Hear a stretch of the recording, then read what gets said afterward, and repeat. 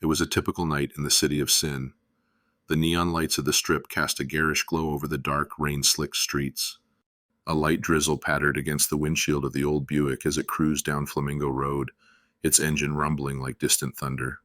Behind the wheel sat Jack Callahan, a world-weary private eye with a flask of cheap whiskey in his coat pocket and a .38 special tucked into his waistband.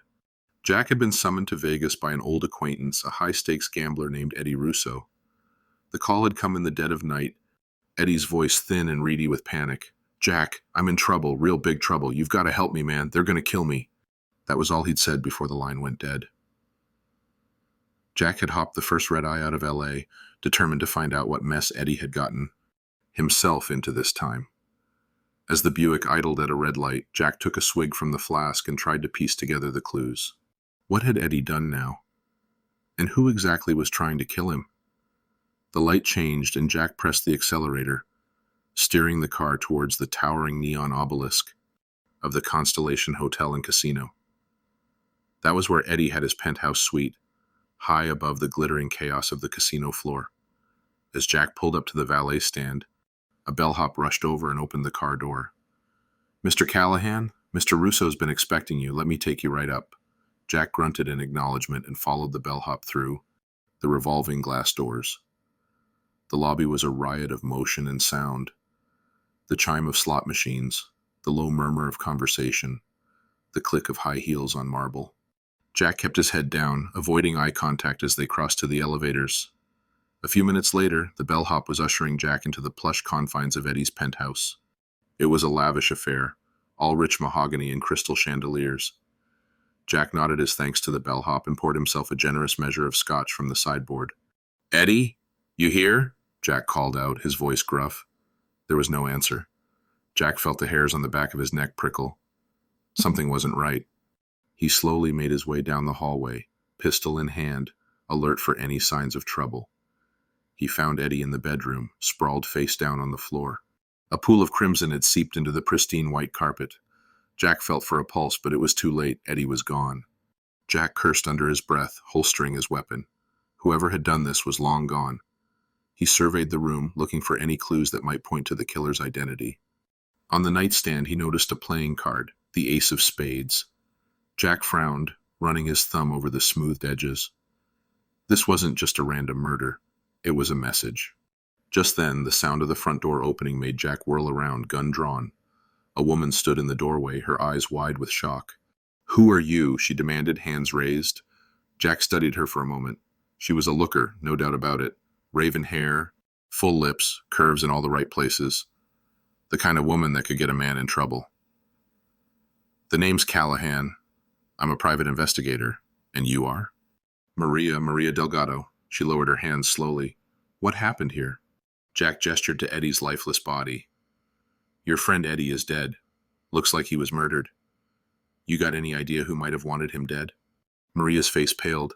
"Eddie? Oh my God." She sank down onto the edge of the bed, hands trembling. I don't know. We were supposed to meet for drinks tonight, but I guess I'm a little late." Her gaze flickered to the playing card on the nightstand. "What's that?" "That's what I'm trying to figure out," Jack said, pocketing the card. "You wouldn't happen to know anything about it, would you?" Maria shook her head mutely, eyes brimming with tears. Jack studied her for a moment, weighing his options. There was something about her that didn't quite add up.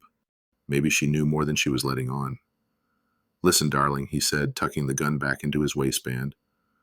"I'm going to need you to come down to the station, answer a few questions. You might be able to help me find out who did this to Eddie." Maria nodded, wiping at her eyes. "Of course. Anything I can do to help." As they made their way out of the penthouse, Jack couldn't shake the feeling that this was just the tip of the iceberg. There were too many unanswered questions, and he had a sinking suspicion that the answers lay somewhere in the underbelly of Sin City. The bright neon lights of the strip cast an eerie glow over the rows of parked cars as Jack and Maria approached the police station. Jack pulled the Buick into a spot and killed the engine, turning to face his companion. "All right, darling, here's the deal. I need you to tell me everything you know about Eddie Russo, where he gets his money, who he owes, that kind of thing. Anything that might give us a lead on who wanted him dead." Maria chewed her lip nervously. I don't know all the details, to be honest. Eddie and we've been friends for years, but he always kept his business affairs close to the vest. All I know is that he was a high-stakes gambler, always playing the big tables at the Constellation. Jack nodded, drumming his fingers against the steering wheel. And what about you, sweetheart? What's your connection to all this? I told you, I'm just a friend. Eddie and we... She trailed off, eyes downcast. We used to be involved, but that was a long time ago. I haven't seen him in months, not until he called me tonight. Jack studied her for a long moment, trying to read between the lines. There was something she wasn't telling him. He could feel it. But before he could press her further, a knock on the window interrupted them. A uniformed officer leaned down, flashing his badge. Sorry to interrupt, folks. I'm going to have to ask you both to come with me. Jack sighed and opened the door, helping Maria out of the car. What's this all about, officer? We got an anonymous tip about a murder at the Constellation Hotel. Apparently you two were the last ones seen with the victim. The officer gestured for them to follow. The chief wants to have a word. Jack glanced sidelong at Maria, who had gone as white as a sheet. Well, sweetheart, looks like we're about to find out just how much trouble you're in. As they made their way into the station, Jack couldn't help but feel that the noose was tightening. Whatever web of lies and deceit lay at the heart of Eddie Russo's murder, he was determined to unravel it, even if it meant putting his own neck on the line. The interrogation room was dimly lit, the air thick with the scent of stale coffee and cigarette smoke. Jack sat across the table from Detective Franks, a grizzled veteran with a reputation for playing hardball. Maria fidgeted nervously in the chair beside him, her fingers drumming a restless rhythm on the tabletop. All right, let's start with you, Mr. Callahan, Frank said, flipping open a manila folder. Says here you're a private investigator.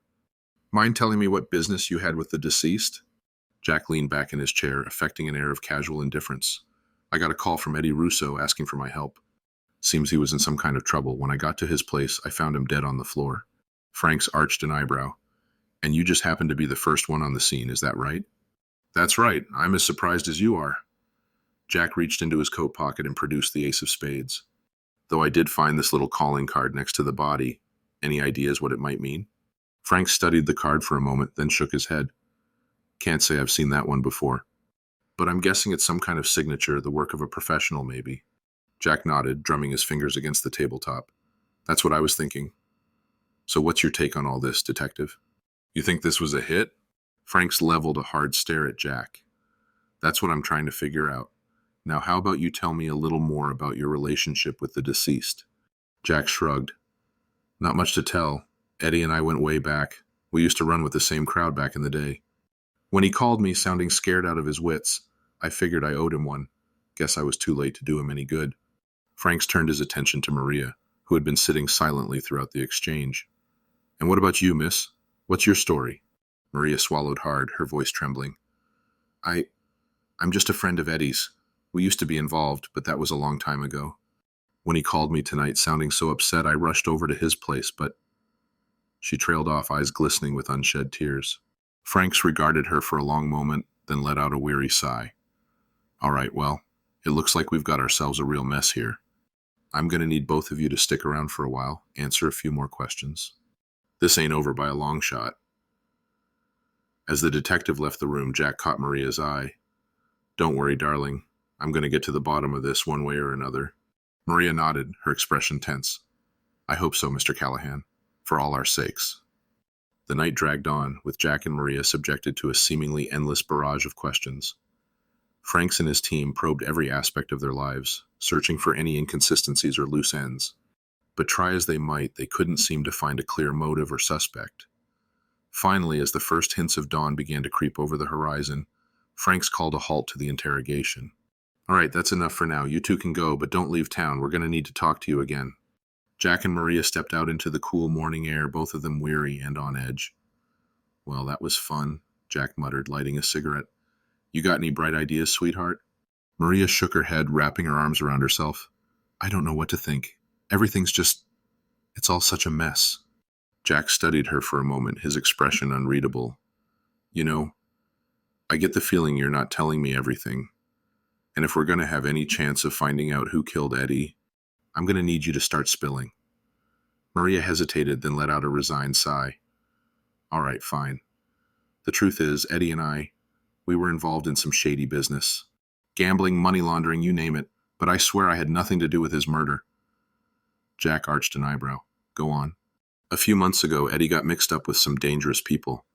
He owed a lot of money to the wrong people, and they weren't exactly the forgiving type. Maria's voice dropped to a whisper. I tried to warn him, but he wouldn't listen. He just kept digging himself deeper and deeper. Jack nodded slowly, taking a long drag on his cigarette. And you think those same people are the ones who killed him? Maria nodded, her eyes glistening with unshed tears. I'm afraid so. And if they find out I'm involved? Jack reached out and squeezed her arm reassuringly. Don't worry, darling. I'm going to make sure they don't get their hands on you. But I'm going to need your help if we're going to have any chance of taking these bastards down. Maria hesitated for a moment, then nodded. All right, Mr. Callahan, I'm in.